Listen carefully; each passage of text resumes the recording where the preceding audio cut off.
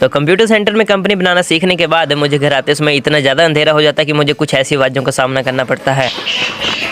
तो होता कुछ इस तरह से कि सुबह के बड़ी मौसम के साथ मैं भी चल पड़ता हूँ जल्दी से पटियाला की तरफ, क्योंकि आज मुझे नगरोटा हॉस्पिटल जाना था। तो थोड़ी देर में बस भी आ जाती है और मैं भी पहुंच जाता हूँ नाना जी के साथ नगरोटा हॉस्पिटल। तो हॉस्पिटल से दवाई और रिपोर्ट्स वगैरह कलेक्ट करके हम भी चल पड़ते हैं बस स्टैंड की ओर। तो नाना जी को बस में बिठा के मैं भी चल पड़ता हूँ कंप्यूटर सेंटर की ओर। लेकिन जैसे मैं बस स्टैंड से निकलता हूँ तो मुझे कुछ ऐसी कवर की हुई स्टैच्यू दिखाई देती है कि आप जानते हैं किस चीज़ की स्टैच्यू है, तो जरूर बताना कमेंट बॉक्स में। और फिर मैं भी थोड़ी देर में सेंटर के बाहर पहुंच जाता हूँ और फिर करता हूँ दोस्त का वेट। तो थोड़ी देर में वो भी आ जाता है और हम भी चल पड़ते हैं सेंटर के अंदर। लेकिन जैसे ही अंदर जाते हैं तो यहाँ तो देखते हैं क्लास लगने ही वाली थी, तो हम भी बैठ जाते हैं और सर इस क्लास में बताते हैं कि कंपनी कैसे बनाई जाती है। तो सर का कहना था कि इसको ध्यान से देखना, स्टेप बाय स्टेप अच्छे से समझना। और फिर सर के समझाने के बाद हम भी ट्राई करते हैं, लेकिन कंफ्यूज होने के बाद थोड़ी देर में हमारी कंपनी बन के तैयार हो जाती है। तो इसमें अब जो भी ट्रांजैक्शन एंट्री होगी वो आपको व्लॉग में दिख जाएंगे, इसलिए अकाउंट को फॉलो जरूर कर लें। और फिर कंप्यूटर सेंटर से निकलकर हम दोनों भी चल पड़ते हैं बस स्टैंड की ओर। और नगरोटा की फेमस बिट्टू भाई की समोसे की दुकान से 3 समोसे पेट कर चल पड़ते हैं घर की ओर। लेकिन मुझे भी कहाँ पता था कि शाम के टाइम मुझे पटियाला जाना पड़ेगा। लेकिन ज़्यादा ठंड होने के कारण मैं बिना स्कूटी के चले जाता हूँ, लेकिन मुझे पटियाला पहुंचते अंधेरा हो जाता है। और फिर मैं भी सामान वगैरह लेके चल पड़ता हूँ सीधे घर की ओर। लेकिन मुझे घर पहुंचते पहुंचते तो बिल्कुल अंधेरा हो जाता है और मुझे रास्ते में कुछ ऐसी आवाज़ों का सामना करना पड़ता है।